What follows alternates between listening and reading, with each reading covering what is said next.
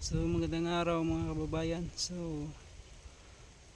ito na pala yung nangyari sa aking talong, no, na pinabayaan ko na lang, hindi ko inasikaso. Walang spray at saka hindi na ako nagpalagay ng pataba nito. Halos lampas isang buwan na ngayon, no, pinabayaan ko ito. So marami na yung bunga niya mga kababayan. Dumami yung bunga niya, no? At saka maganda rin bunga niya, walang uod kahit walang spray, no. Kaya ngayon, no, madamo na siya kasi hindi ko na to inasikaso. So sa awa ng Panginoon, may nakabunga pa rin siya, no. Yun, gumanda ngayong bunga at saka talbos ng ibang puno. Yun. So wala naman tong uod. So hayaan ko lang to. Marami lang siyang white flies mga kababayan. Ito lang yung problema niya dito, yung white flies na ito. Napakarami pong white flies dahil hindi na ako nag-spray. At saka yung white flies talaga pag mainit, no, dumami siya pag walang spray. So yun ang cause sa paglaglag ng mga dahon. So manunulaw yung mga dahon at saka malaglag yung mga dahon niya. So ito yung problema sa talong mga kababayan, no? Ito yung pinaka na problema sa talong. So ang white flies kasi paborito nila yung dahon ng talong, no? Dahil na sobrang malaki yung dahon ng talong. So kubiran sila yun, no, kababayan. So hindi na ako nag-spray, no. So ang iba naman, ito namamatay na ito dahil umuulan nga dito. Pag umuulan kasi namamatay man ito, mabawasan ito. So may spray, may mga gamot ito mga kababayan, kaya lang hindi na ako nag-order, hindi na ako nagbili dahil sa tingin ko lugi na ako dahil napakamahal ng gamot nito mga kababayan, ng ganitong klaseng insekto, no. So hindi basta-basta to. Hindi to mamatay sa mga ordinaryong gamot, no. So bumili ka ng mga gamot na napakamahal para i-spray mo dito. At saka hindi pa yan basta-basta na pag inisprayan mo ng gamot na para niyan ay mauubos yan. So marami pa rin natitira yan, mga 1/4. Hindi yan mamatay lahat. So kailangan mo pa ma-spray ng tuloy-tuloy, no, ilang beses bago yan mawala. At saka hindi yan basta-basta na mawala lang agad. So nakasalalay din yun ang buhay niyan ng mga insekto sa panahon, no? Nakadepende rin sa panahon. Kung palaging umiinit, so mahirap yan patayin.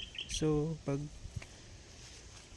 maulan, madali lang yan patayin dahil pag mag-spray ka, pag hindi mainit masyado, hindi naman sila yan pag maulan, pag mabasa basa yung mga dahon, nandiyan lang sila sa ilalim. Pero pag init, pag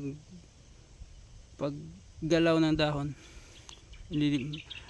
talagang yan, lumilipad yan palayo.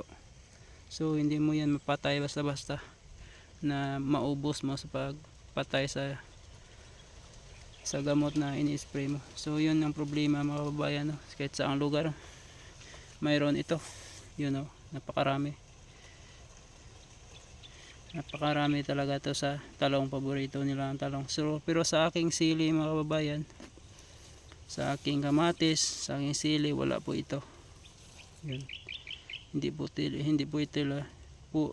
sila magstay sa kamatis, sa sili. Dito sila sa talong dahil napaka laki ng dahon. Kahit maulan pa yan, di basta-basta mabasa sila diyan sa ilalim dahil napakalaki ng dahon ng talong. At saka malapit sila sa lupa. Yun ang kuha nila na kuhanan na tirahan, yung malapit sa lupa, yun, no? Marami, dami, oh.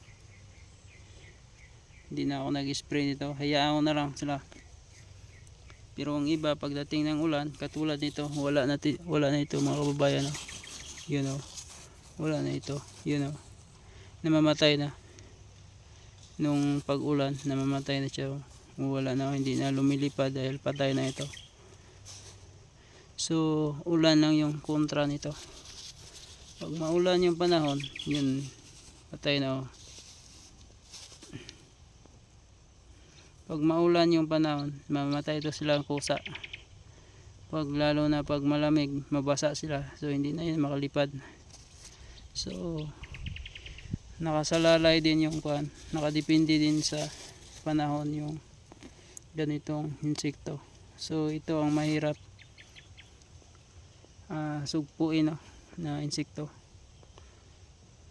So maraming bunga mga kababayan. So nagpasalamat ako na maraming bunga kahit hindi ko na inalagaan yung aking tanim, dahil may magandang presyo ngayon ang talong dito sa amin, no? 60 per kilo ngayon sa dito. So kahit pa paano kumita ka pa rin dahil napakaganda ng presyo yun, 60 per kilo.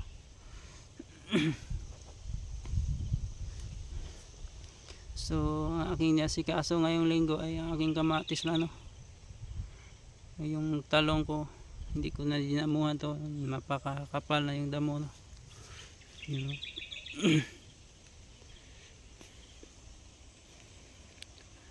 So pag wala tong, hindi to inatake ng insekto mga babayan, no? Pag wala itong mga insekto na ito, so sobrang taba po ito na talong. Dahil nung nakaraan buwan bago ko to iniwan, bago ko to pinabayaan, naglagay po ako ito ng abono, nilagyan ko ito ng abono. Yun, maraming bunga yan sa ilalim, maliliit pa. So nung nakaraang, nung Biyernes, nakaharvest pa ako dito ng 25 kilos yata to, inarvest ko dito. So konti pa yon, so sana sa Martes ako ma-harvest. So sana sa Martes marami na ito, dahil maraming bunga mga kababayan. Yun, maraming ang bulaklak yun. Kahit yun lang yung tsura ng aking talong, no? Pero maraming bunga po yan sa ilalim. Hindi katulad sa talong na walang may alaga, no? Na at walang insekto, napakaganda ng itsura. So sa akin yun, naninilaw yung dahon ng aking talong dahil sa dami ng white flies. Yun, dulaw yung mga dahon niya. Yun ang aking kamatis sa tabi. So yung inaasikaso ko ngayong linggo, pakatagal na yun, di pa pa natapos mga kababayan, dahil pakaraming trabaho, no? Hindi tayo makakuhan, hindi natin maagapan halos dahil mag-isa lang tayo sa pagtrabaho. So sa pag-spray at sa paglagay pa lang ng abono, so matagal na, hindi natin madali sa pag-asikaso sa pag-alaga yung ating mga halaman. Yun pa ang aking sili mga kababayan, hindi ko pa nasikaso, bumagsak siya, no? Bumagsak siya dahil napakalakas ng ulan nung nakarang araw, halos magdamag yung ulan dito. So kailangan ko yan i-recover, no? Dahil sayang, napakataba niyan, at saka maraming putot, maliliit na bunga, maraming bulaklak. So bumagsak siya dahil nadamay po siya nitong sitaw na ito, you know. Nadamay kasi yung tali niya, isa lang yung tali niya, yung sitaw at saka aking sili, no? So bumigay, gawa ng sobrang tagal na, magdalawang taon na ito ng mga poste ko, you know, ginagamit ko na poste. So bulok na po yung puno niya. So ang aking i-recover mga kababayan nyo, yung aking sili, lagyan ko yan ng mga support sa gilid at mag-abuno ako, dahil napakasayang pag hinayaan yan, dahil napakaraming bunga pa talaga yan, dahil napakataba pa, at saka bumagsak na siya dahil sa sobrang bigat at napakahaba ng natangkad na yung sili dahil sa sobrang ulan, no? Grabe yung ulan nung nakarang araw dito. So yun nangyari sa aking mga tanim.